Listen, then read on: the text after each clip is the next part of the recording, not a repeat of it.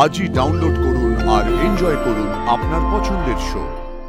দুর্গার বিয়ের তো পাকা কথা বলতে হবে, তারপরে আশীর্বাদ হবে। ভাবছিলাম যে একটা বড় পার্টি থ্রো করব। তোমাকে তো সেখানে উপস্থিত থাকতেই হবে, তুমি তো মা। হ্যাঁ বটে। তুমি বাড়ি যাও, আমি কোর্ট থেকে ঘুরে আসছি। ছিল না ওকে আটকে রাখা খুব ডিফিকাল্ট, জানি না কি হবে।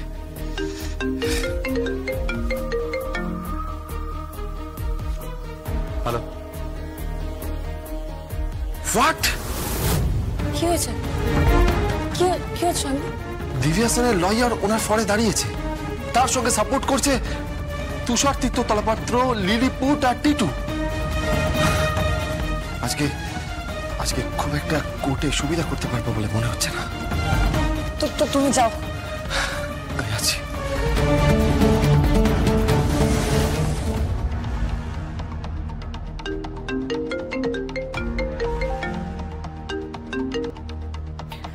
হ্যালো, কৌশিকই বলছি। হ্যাঁ বর্দি বলুন। কি খবর? ওদিকে সব ঠিক আছে তো? হ্যাঁ বলছি যে ঋষভের পরিবার ভুল বোঝেনি তো? না না না। আচ্ছা, ওই সঞ্জিত ব্যানার্জি, উনি অ্যারেস্ট হয়েছেন? অ্যারেস্ট হয়েছে, কোর্টে চালান করা হয়েছে, কিন্তু ওকে মনে হচ্ছে কাস্টাডিতে রাখা যাবে না বর্দি। কেন? ও একেবারে আটঘাট বেঁধে নেমেছে বর্দি। ওর লয়ার পর্যন্ত রেডি। ওর পেছনে এমন অনেকে দাঁড়িয়ে আছে যারা আমার এনিমি। যাই হোক, ঠিক আছে, তুমি বাড়িতে ফিরে এসো। দুর্গার বিয়ের তো পাকা কথা বলতে হবে, তারপরে আশীর্বাদ হবে। ভাবছিলাম যে একটা বড় পার্টি থ্রো করব। তোমাকে তো সেখানে উপস্থিত থাকতেই হবে, তুমি তো মা। হ্যাঁ বটে। ছোটবেলায় তো আর মেয়েটাকে কোলে নিয়ে মায়ের কোনো কর্তব্য করতে পারিনি, ওকে আঙুল ধরে হাঁটাতে পারিনি, বুকে ঝুঁকি ধরে রাখতে পারিনি, নিজের হাতে খাওয়াতে পারিনি। এবার দেখবেন আমি আমার সব স্বাদ মিটিয়ে নেব। এত বড় হয়ে গেছে দুর্গা, ওর বিয়ে হবে, ওর বিয়ের মধ্যে দিয়ে আমি আমার সব স্বাদ মিটিয়ে নেব।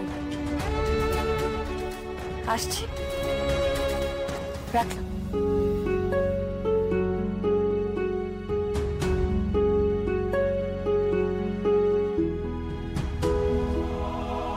কিরে, নিউজ চ্যানেল দেখলি? না। মুন্ডু পাঠ করা হচ্ছে। তো স্বয়ম্ভু মুখার্জির মুন্ডু পাঠ করা হচ্ছে। ইনফ্যাক্ট এই প্রশ্ন উঠেছে যে জ্যাজ সান্যাল এই কেসে কি করে ইন্টারফেয়ার করতে পারে। এখনো তো ওকে পুনর্বহাল করা হয়নি, ও পুনর্বহাল হয়নি এখনো। ইনফ্যাক্ট আরো অনেক প্রশ্ন উঠছে, যেমন সঞ্জিত ব্যানার্জি, উনি ডিরেক্ট অ্যাকিউজ করেছেন যে ওনার ওপর টর্চার করে ওনার মুখ থেকে সব কথা বার করা হচ্ছে। কিন্তু কি বলতো, উনি একটা ঘাঘু লোক, ওনাকে জ্যাজ সান্যাল সামলাতে পারবে না। আসলে জ্যাজ সান্যালের মস্তিষ্কে না মূর্ছে পড়ে গেছে। ও আর কিচ্ছু করতে পারবে না বর্দি। ওকে বরং বল ওর মেয়ের বিয়ে দিয়ে ও যেন একটা লক্ষ্মী শাশুড়ি হয়ে থাকে। ওর জীবনে না আর কিচ্ছু নেই, ও বরং ঘুরে বেড়াক। অনেক কিছু তো করলো, এবার এটা থাক। অতীত কাউকে ছাড়ে না, আর ওকেও ছাড়বে না। কিন্তু তোর অতীত তো ছেড়েছে, দেবুদার অতীত তো ছেড়ে দিয়েছে।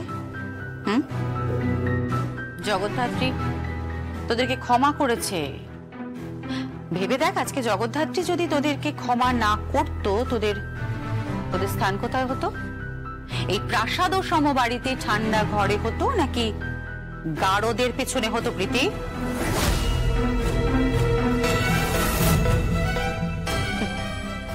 জগদ্ধাত্রীটা মরচে ধরে না। জ্যাজ সান্যালের মস্তিষ্কে কোনোদিন মরচে ধরেনি, ধরবে না। তার উপর ওদের ওপর বিস্ফোরা হচ্ছে আমাদের দুর্গা মুখার্জি।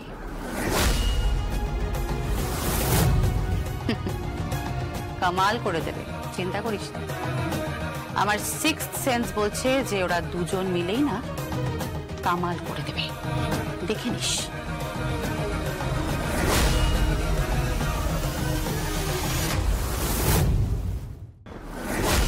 সঞ্জিত ব্যানার্জি অ্যারেস্ট হলো, তাকে কোর্টেও প্রডিউস করা হলো, আবার বেলও পেয়ে গেল। আমি জানতাম ওই লোকটা বেল পাবে কাকাই, আমি জানতাম ওই লোকটা বেল পাবেই। ওর বেল পাওয়া কেউ আটকাতে পারবে না। এই লোকটা না, এই লোকটা অনেক বড় খেলোয়াড়, অনেক বড় খেলোয়াড় লোকটা। ও তো লেখালেখি করতো, খুব ভালো লেখালেখি করতো, তার জন্য ন্যাশনাল অ্যাওয়ার্ডও পেয়েছিল। তার জন্যই হয়তো এই গল্পের প্লটটাও না খুব ভালো করে সাজিয়েছে কাকাই। কিরকম একটা ইনোসেন্ট ফেস, আর কোর্টের মধ্যে দাঁড়িয়ে কি নাটকটাই না করলো জাস্ট ভাবতে পারবে না। নাটক করল এই যে ও একজন পরিচালক এবং সেভাবে জীবনেও সেরকম কোনো সম্মান পায়নি, কোর্টের মধ্যে হাউমাউ করে কাঁদছিল। এটা বলছিল যে ওর নাকি স্পটলাইট চলে গেছে। জ্যাজ চ্যানেলের জন্য একটা মিথ্যে মামলায় ওর সাজা হয়েছিল এবং সেই সাজা কাটিয়ে যখন 21-22 বছর পরে যখন ও ফিরলো, তখন জ্যাজ চ্যানেল নাকি ওর ব্যক্তিগত আক্রোশের জেরে ওর উপরে জড়াও হয়েছে, ওকে মারধর করেছে এবং ওকে জোর করে ওর মুখ থেকে স্বীকারোক্তি বের করার চেষ্টা করছে। এটাও বললো। লোকটাকে কাজে লাগাও উৎসব। হ্যাঁ হ্যাঁ হ্যাঁ হ্যাঁ ঠাকুরপো, দুর্গার বিয়ে সামনে, কেনাকাটি শুরু হয়ে যাবে। পাত্রের বাবা মায়ের সঙ্গে দেখা করতে যাবে তো বাড়ির সকলে, তারপর পাকা দেখা হবে, তারপর আশীর্বাদ, যা কিছু করতে হবে বিয়ের আগেই করতে হবে। বিয়ে হয়ে গেলে কিন্তু আর কিছু করা যাবে না। তো কি করতে চাইছো তুমি মামি? কি আর করতে হবে, বৌদি যা বললো তো ইশারাই যথেষ্ট। আমি ভাবছি আপাতত ওই সঞ্জিত ব্যানার্জিকে একটা ফিল্ম অফার করে। কি বলছো কি তুমি?